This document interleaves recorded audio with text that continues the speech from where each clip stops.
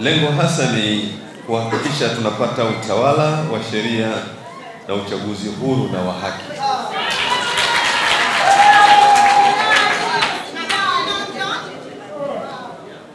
Wananchi wenzangu, nimeona umuhimu wa kuunga mkono operation ya ACT Wazalendo Linda Demokrasia. Operation ambayo inalenga kurejesha haki, uwazi na usawa katika michakato ya uchaguzi nchini kwetu Tanzania. Kwa muktadha huo, natoa wito kwa vijana, wanawake, wazee na viongozi wa dini kuungana katika uwanja wa mapambano ya kudai haki mbalimbali zikiwemo za kisiasa, kama vile kuhakikisha kura zetu zinahesabiwa kwa haki ili tupate viongozi wanaowakilisha matakwa ya wananchi.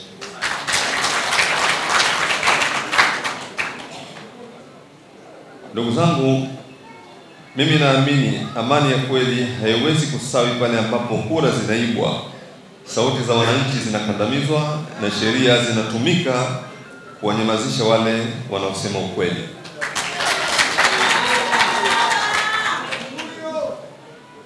Taifa lolote linastahili kuongozwa kwa misingi ya sheria, ambapo kila mtu bila kujali cheo chake, dini yake au kabila lake yuko chini ya sheria. Sheria inapaswa kuwa kinga ya haki za binadamu, si chombo cha kuwatesa wananchi. Tumeshuhudia jinsi sheria kama ile ya kupambana na ugaidi ikiwalenga watu mahususi na kuwaletea madhara makubwa.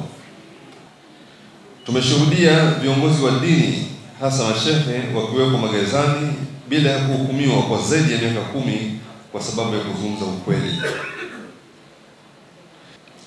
Tumeshuhudia raia wakitekwa na watu wasiojulikana na wengine kuuliwa.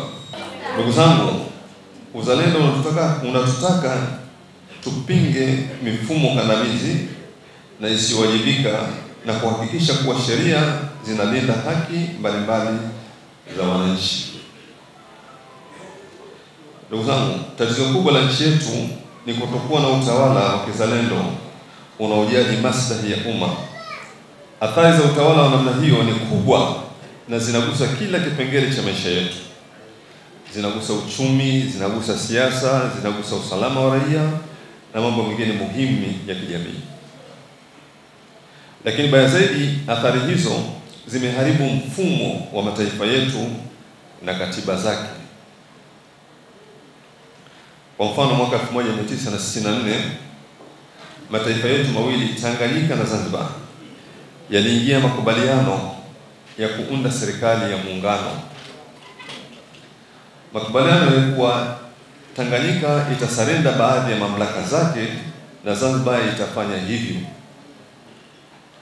Zile mamlaka zilizotolewa na kila upande ndizo zitakazotumika kuunda serikali ya muungano, na Tanganyika na Zanzibar kila moja zinabaki hai na mamlaka zake. Lakini leo tunashuhudia muungano wa serikali mama ya Zanzibar na mtoto wake serikali ya muungano, lakini mzazi mwingine ambaye ni Tanganyika hajulikani alipo. Sasa ili kulinda muungano huo ambao si sahihi, watawala wamelazimika kuchakachua katiba ya nchi mara kadhaa, mpaka katiba iliyopo sasa imekuwa haifai kwa kiwango kikubwa. Na hilo limeleta matatizo mengi na makubwa. Kwa mfano, leo hii Wazanzibari wanalalamika kuwa mabadiliko hayo yametumika kuhamisha sehemu kubwa ya mamlaka na uchumi wao na kuchukuliwa na Tanganyika iliyopo mafichoni. Hali hiyo inatokana na tatizo la mfumo wa nchi, kwa sababu serikali ya Tanganyika imefichwa ndani ya serikali ya muungano kinyume na makubaliano. Laiti tungekuwa na muungano sahihi, leo hii Rais Samia angeweza kuwa rais wa serikali ya muungano na Tanganyika ingekuwa na rais wake. Hapo ingekuwa hakuna mkanganyiko. Ikulu ya Zanzibar ingekuwa ikulu ya rais wa Zanzibar Ikulu ya Dar es Salaam ingekuwa ya Rais wa Jamhuri ya Muungano na Ikulu ya Dodoma ingekuwa ya Rais wa Tanganyika.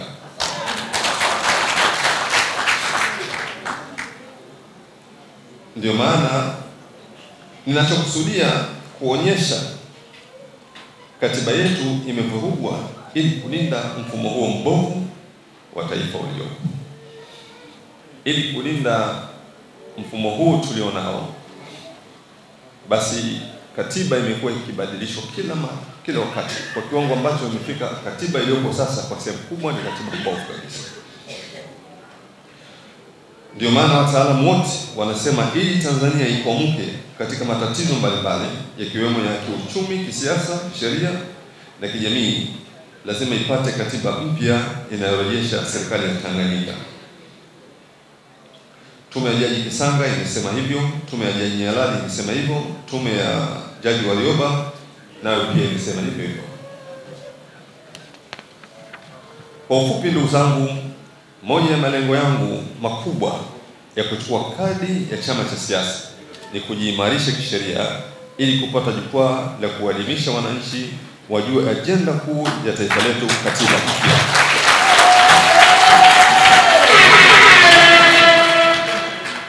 Na vile vile kuhamasisha wapiganie mambo ya msingi katika taifa lao. Ndugu zangu mnaonisikiliza, mapambano ya kudai haki si ya mtu mmoja wala ya chama kimoja, bali yanahitaji umoja wa wapigania haki wote, wale walioko katika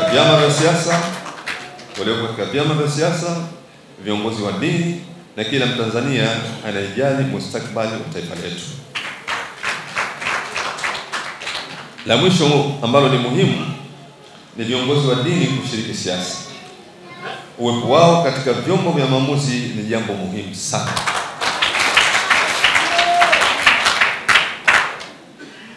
Uwepo wao katika vyombo vya maamuzi utalinda maadili ya utu na taifa na kuzuia ufisadi wa namna mbalimbali unaoendelea katika mamlaka zetu.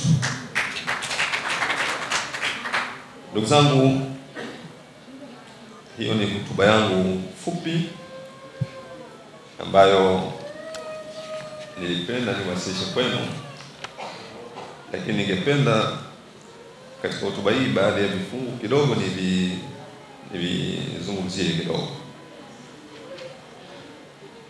Kifungu kinasema sheria inapaswa kuwa kinga ya haki za binadamu, si chombo cha kuwatesa wananchi. Ndugu zangu, hapa kwetu Tanzania sasa hivi sheria tulizonazo ni sheria zinazokandamiza wananchi kwa kiasi kikubwa kabisa. Katika mfumo wetu wa sheria kuna sheria kandamizi. Na ukiangalia sasa hivi swala la ukandamizaji hapa kwa Tanzania ni kubwa. Wananchi wanakwenda mahakamani kusikiliza shauri, lakini wanapelekewa jeshi. Juzi hapa kuna mashehe wale wako gerezani kwa muda mrefu zaidi ya miaka 10. Na wako gerezani zaidi ya miaka 10 kama mahabusu. Hiyo ni kwa mujibu wa sheria. Yaani mtu anapelekwa mahakamani kwa tuhuma, alafu upande wa jamhuri unasema kwamba unaiagiza mahakama imnyime dhamana, na pia haiko tayari kuendesha shauri kwa madai kwamba wanakwenda kutafuta ushahidi. Yaani mtu kapelekwa mbele ya mahakama, upande wa jamhuri umesema tumemleta huyu kwa sababu ya tuhuma ya wizi, alafu baadaye wanasema wanaenda kutafuta ushahidi. Na hii ni kwa mujibu wa sheria. Kwa hivyo tuna mfumo mkubwa unaokandamiza sheria. Na ndio maana wakati ule tulipoingia kwenye mfumo wa vyama vingi, moja katika mambo ambayo yaliyofanyika, kwanza rais alikuwa wakati ule aliunda tume ili kupitia mfumo wa sheria kuangalia ukoje, na matokeo yake tume ya Jaji Nyalali ilikuja na sheria nyingi sana ambazo ilipendekeza hizi lazima ziondolewe kwa sababu zinavunja haki ya binadamu, lakini zile sheria hazikuondolewa. Kwa hivyo ndugu zangu, swala la katiba mpya Hiyo ndio ajenda kuu.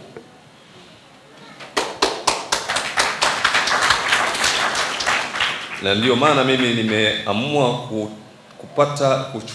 kuchukua fursa hizi kwa sababu leo hii ninapochukua kadi ya chama, maana yake ninaongeza uwezo. Ni kiongozi wa dini na uwezo mkubwa na watu wengi, lakini eneo hili pia ilikuwa ninaweza kufika mahala nikakwama kufanya kazi kwa sababu ni eneo ambalo pia lina taratibu zake. Lakini leo hii, kuanzia leo hii, nina uwezo sasa wa kufanya kazi kupitia eneo hili.